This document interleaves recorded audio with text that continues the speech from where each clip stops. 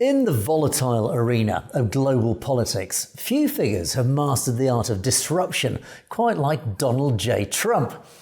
As the 47th President of the United States embarks on his second non-consecutive term, his approach to international relations continues to defy conventional wisdom. Trump's strategy, often likened to tossing a metaphorical hand grenade into a room full of entrenched alliances, has reshaped landscapes from trade deals to security pacts.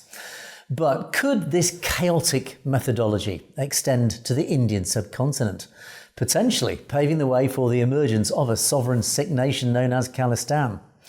Well, in this video, I'm going to explore how Trump's penchant for sowing division and rebuilding from the ashes might create opportunities for reimagining global power structures, with, of course, a particular focus on India as a linchpin in the West's strategy against rising powers like China, Russia, and Iran. Well, at the heart of Trump's foreign policy lies a negotiation tactic that has become his signature: the deliberate creation of chaos to dismantle the status quo. Imagine a high-stakes poker game where, instead of bluffing subtly, Trump flips the table, he scatters the cards and forces everyone to renegotiate the rules. Well, this hand grenade approach involves injecting unpredictability into established relationships, sowing seeds of doubt, division, and discord among competitors or even allies alike. The goal? To break long-standing bonds of loyalty, partnerships and affiliations that have ossified, solidified over decades, creating a fragmented arena where new configurations can emerge. Trump's playbook, this thing that he does with his hand grenade, is evident from his first term. Take the US withdrawal from the Trans-Pacific Partnership in 2017. By pulling out abruptly, he disrupted a multilateral trade framework designed to counter China's economic influence in that Asia-Pacific region. Well, the ensuing chaos, alliances, strained economies scrambling like mad, allowed him to pursue bilateral deals on his terms, such as the revamped US-Mexico-Canada Agreement, the USMCA. Similarly, his maximum pressure campaign against Iran involved exiting the Joint Comprehensive Plan of Action, the JCPOA as it was known, imposing crippling sanctions and assassinating key figures like Qasem Soleimani. Now, this not only isolated Iran, but also fractured European unity on Middle East policy, opening doors for Trump then to broker the Abraham Accords, normalizing relations between Israel and several Arab states, QED. And then, just in the last 24 hours, this same tactic has potentially secured a deal over Greenland. In fact, I believe, as of speaking right now, a deal has been finally agreed. And this was in the context of the whole world, only 48 hours ago, thought was both ridiculous and impossible. But as Trump threatened everything from invasion to tariffs and sanctions, Europe exploded in this hissy fit of sanctimonious, blustering outrage at this seemingly democratic hand grenade. They talked about Armageddon, the end of NATO, going to war even with the US. They were all discussed as realistic outcomes, even in the mainstream. And surprise, surprise, out of the chaos emerges new order. A new deal magically appears that gives Trump exactly what he was after in the first place. As they lick their wounds and insult the US president's so-called lunacy, many in Europe can't even see how easily they've been played and lost. So why is this tactic necessary? Well, in Trump's worldview, direct transitions from point A, the existing order, to point B, his desired outcome, are often impossible due to entrenched interests, bureaucratic inertia, as it's called, and international norms. Basically, it can't be done, is the phrase you often hear. Established systems are like concrete monoliths. They're impervious to gentle persuasion. You can't change them without massive force. But by shattering them, Trump creates a mosaic of pieces that can be put back together into something new, into something novel. What once seemed implausible, a Middle East without perpetual US entanglement in endless war, becomes feasible amidst the rubbles. Gaza, another example. Critics decry this as recklessness. Proponents argue it's visionary, turning chaos into opportunity. Well, in his second term, Trump has amplified this strategy, not least with the Greenland scenario. His abrupt tariffs on European goods in 2025, ostensibly to combat unfair subsidies, fractured NATO cohesion. It forced member states to renegotiate defence spending and trade concessions. The result? A looser, more US-centric alliance, better aligned with Trump's America First agenda.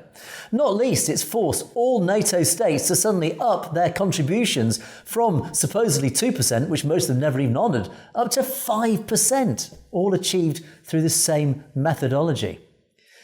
And this pattern of disruption and reconstruction isn't merely impulsiveness, it's a calculated method that achieves goals that linear diplomacy can't. So taking all this in mind, let's shift our focus to the Indian subcontinent, India's role in Trump's geopolitical chessboard against China and Russia.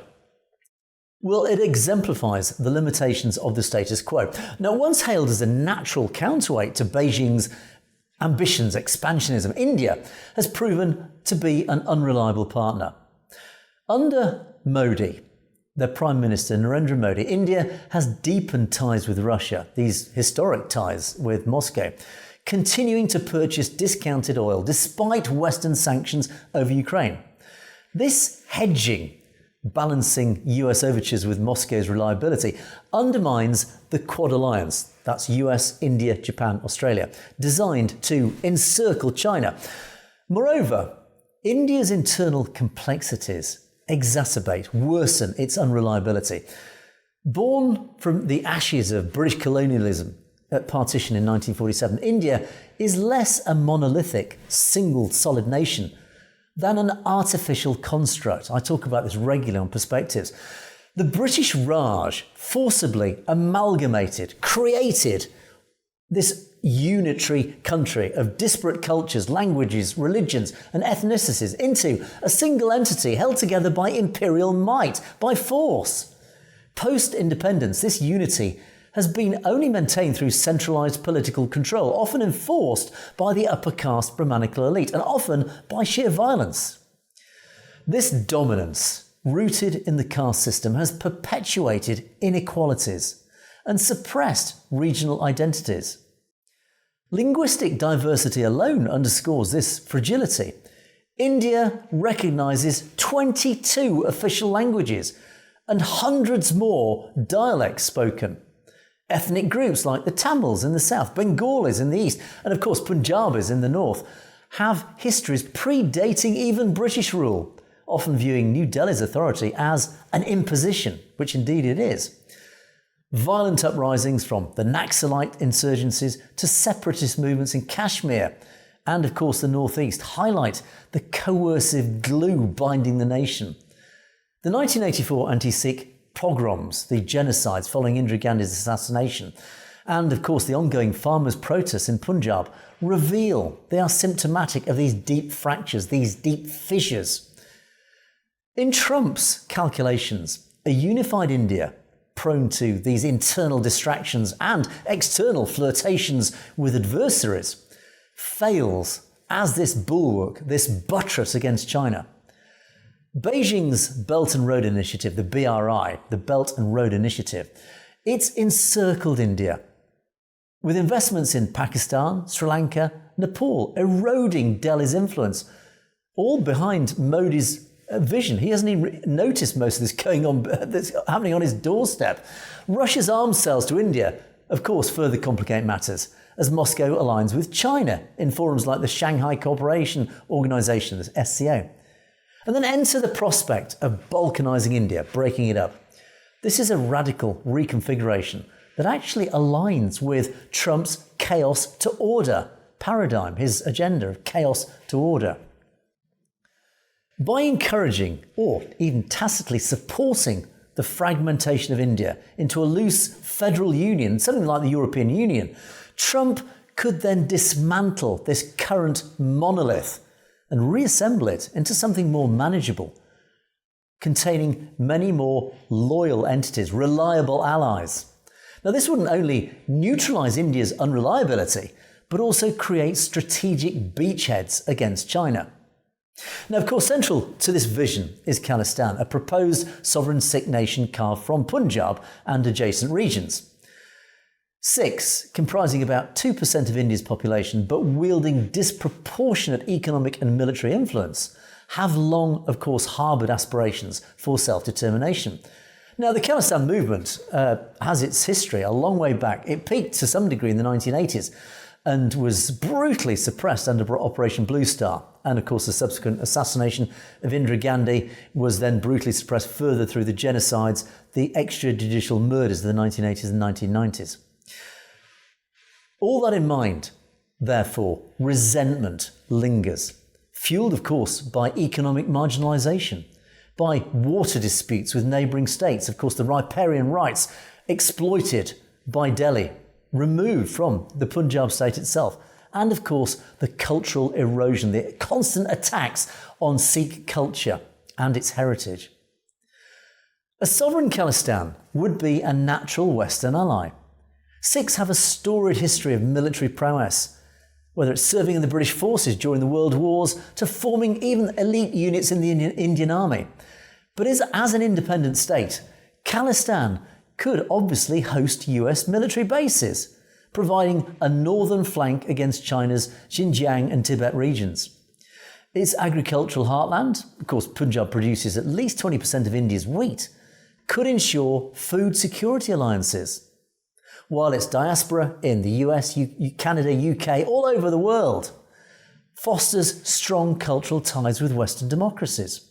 Economically, Khalistan's tech-savvy youth and entrepreneurial spirit mirror, for example, Israel's model, a start-up nation amid adversaries. Politically, a Sikh-majority state would embody democratic values, contrasting China's authoritarianism. In Trump's reshaped world, Khalistan becomes this hand grenade outcome. Chaos in India leads to a new paradigm, where a fragmented subcontinent yields reliable partners. From chaos comes order. This balkanisation could extend beyond Khalistan. Tamil Nadu, with its Dravidian identity and economic power, it contributes, for example, 9% of India's GDP alone, might seek greater autonomy. Bengal could realign with Bangladesh, forming a cultural economic bloc. Kashmir's independence could resolve a perennial, never-ending flashpoint with Pakistan, potentially drawing Islamabad away from China's orbit. Everyone's a winner, in other words. Modelled on the European Union, this Indian Union would feature shared currency, defence pacts, but most of all sovereign foreign policy. Trump could negotiate bilateral deals with each entity, ensuring alignment against China. The chaos of partition, echoing 1947, would be the price for long-term stability. So as we stand in early 2026, and I have said constantly for the last several months, this year will bring about massive change. Trump's tactics are already rippling through Asia. His administration's Indo-Pacific Realignment Act, passed in late 2025, imposes tariffs on Indian exports unless New Delhi severs Russian ties. A classic hand grenade. Do you honestly think India is going to do that? Protests in India have escalated, with regional leaders demanding fiscal autonomy. So if Trump does persist, this year could witness seismic shifts, as I predicted. In Punjab, the Sikh farmers' unions, for example, emboldened by the rhetoric coming from the United States on religious freedom, amongst many things, might push for a referendum on Khalistan. Trump's tweets, famously inflammatory, famously provocative, could indeed amplify this, labelling India's central government as oppressive. By the middle of this year, international pressure, including United Nations resolutions, could force negotiations. I talk regularly how the shrewdness of the Khalistan movement is already tackling the United Nations from multilateral directions, already setting out the legal case for Khalistan. The impact, of course, on China would be profound. A balkanised India disrupts the Belt and Road Initiative from China, from Beijing, with independent states like Khalistan rejecting Chinese loans. I've no doubt China will be falling over itself to offer money to Khalistan, but Khalistan knows really where its loyalty lies, and that will be to the West. US alliances with these entities encircle China, so they're turning it back on China. From the South China Sea to the Himalayas. Russia, likewise, reliant on Indian arms sales, 60% of India's military imports, to give you some figures, faces isolation as Moscow's economy strains under sanctions. It's losing that ally in the united India. A weakened Russia might then pivot towards Europe, fracturing the Sino-Russian axis. So you can start to see how this hand grenade is breaking up old alliances. Russia-China axis suddenly might start being broken up. Russia starts pivoting towards Europe instead, forming alliances with Europe. Iran, entangled in the Middle East, proxy wars could, of course, exploit this chaos. Tehran's support for Shia minorities in a fragmented India might provoke Sunni Pakistani alliances. But Trump's Abraham Accords expansion could counter this, integrating Gulf states into anti-Iran coalitions and being a bit more aggressive against Iran. So geopolitically speaking, a balkanized India is an absolute game changer. It dilutes China's string of pearls strategy, this Belt and Road initiative. It secures sea lanes from the Malacca Strait near Singapore to the Arabian Sea, energy routes to Europe, bypass Russian pipelines, empowering Western LNG exports, for example. Economically, smaller Indian states attract targeted foreign direct investment, FDI, boosting growth while preventing a monolithic rival. In other words, break up a huge superpower competitor and instead you can trade with the smaller states much more profitably. But risks, of course, abound. Partition could ignite communal violence, displacing millions. China's retaliation is unpredictable. Border incursions or even cyber attacks might escalate to conflict. Russia's nuclear posturing adds, of course, volatility into the mix. But Trump's chaos tactic applied globally heralds a multipolar world of fluid alliances that are now changing. From Africa, where he disrupts Chinese mining deals to foster US partnerships, to Latin America, fracturing Venezuelan ties with Russia, the pattern is holding. And for Khalistan, this represents opportunity amidst peril. Sikhs, resilient and adaptive as ever, could thrive, of course, as a sovereign entity. But success hinges on Trump's ability to navigate the fallout, turning these hand grenades into olive branches. So in conclusion, Trump's reshaping through chaos challenges this post-World War II order. For India, it might mean dissolution, breakup, balkanization. But for Khalistan, it could mean birth. As 2026 unfolds, the world watches. Will this chaos breed a new dawn or an endless night? We know what we believe. Khalistan Zindabad.